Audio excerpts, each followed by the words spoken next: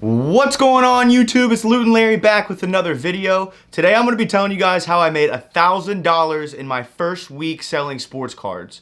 My last video that I made was talking about how to find them in retail stores, so I figured it'd be interesting to share my experience on that. And I also wanted to take the opportunity in this video to tell you kind of like how to sell cards and where, because I think there's a huge tool that's completely underutilized in the market and something that you might be sleeping on. So first of all, I wanted to say thank you guys to everybody that supported the last video. It's my #1 performing video in the span of time ever. I really appreciate all of that. With that being said, if you guys find it helpful or you guys find it enjoyable, please like and subscribe. That'll really help me grow as a content creator. So with that said, let's get into the video. So to start off, in my last video, I talked a lot about putting in the legwork and finding your patterns and figuring out how you're gonna get cards. So once I had established that, this was probably like my second or third week when I finally found it. I found the routines and I found when I needed to go in.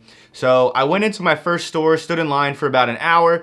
They ended up having Prism football, and at the time I was still pretty undereducated with that fact, as I didn't know what they were worth. In hindsight, I wish I would have held on to a few of these and maybe ripped one or two, but I ended up selling a lot for pretty dirt cheap for what they go for now. But this is before Target was also implementing their huge limits. So I ended up getting from my first store about 5 boxes of football prisms and some NBA stuff. I think I got a couple hoops or whatever.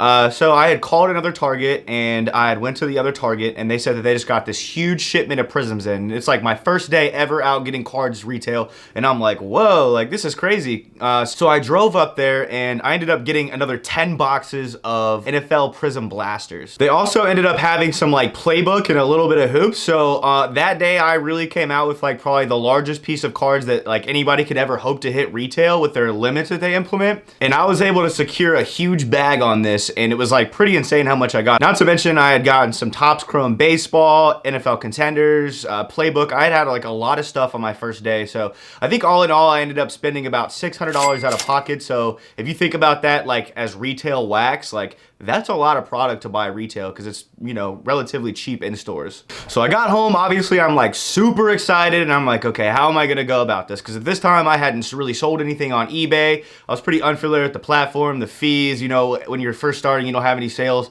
Like eBay is gonna limit you on what you have. So you can list like 10 for free up to $1,000, like all that jazz. And you have to worry about shipping it. So I was like, all right, well, I use Facebook Marketplace really well locally, and I sold a bunch of stuff on there. So I was like, I'm gonna go ahead and list everything on Facebook.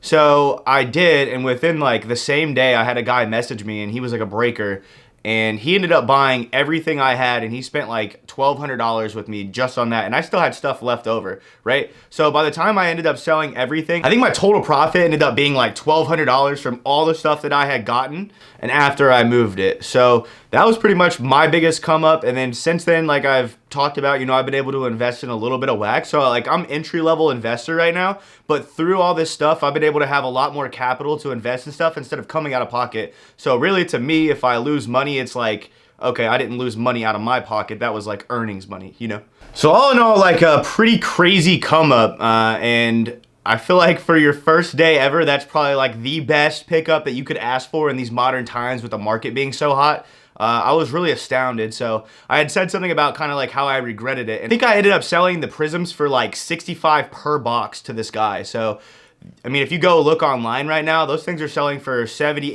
$80, $90, $100 per blaster. So I probably ended up leaving some money on the table, but at the time, if I would have just held on to that, I probably could have profited a lot more. But at the same time, I'm like, this guy's spending a lot of money with me. I'm gonna hook him up. And I didn't understand the value of prisms. So if you guys ever come across anything Prism and you're new to this type of stuff, like Prism is literally king. If you have that, sell like half of some and then hold on to it and sit, because it's going to be worth a ton of money in even a few years. So obviously one of the biggest platforms to buy and sell cards would be eBay. I think Facebook Marketplace is super slept on.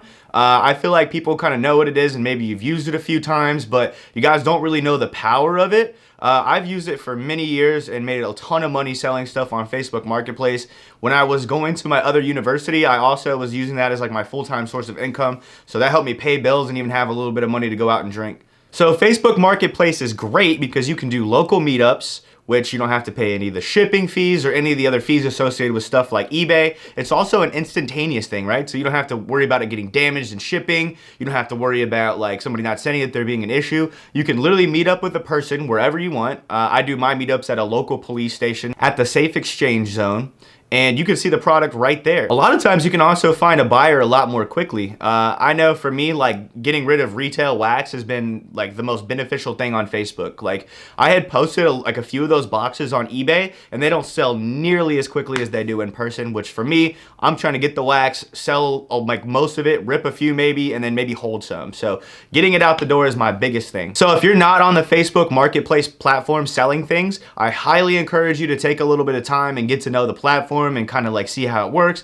find some safe meeting places around you, and you can make a ton of money selling retail wax that way. So that's gonna do it for this video. I had kind of talked about making like 1,000 plus in my last video about where to find sports cards. If you guys want to check that out on my channel too, if you're sports card hunting, that's gonna be a great place for you to go as well. As always, I hope you enjoyed the video and maybe learned something new. Hopefully the takeaway from this video for you is to look for new business ventures and different places to sell your cards so that you guys too can diversify your portfolio. So if you enjoyed this video, found it helpful, whatever, please like, subscribe, turn them noties on. I love you. Thank you. Peace.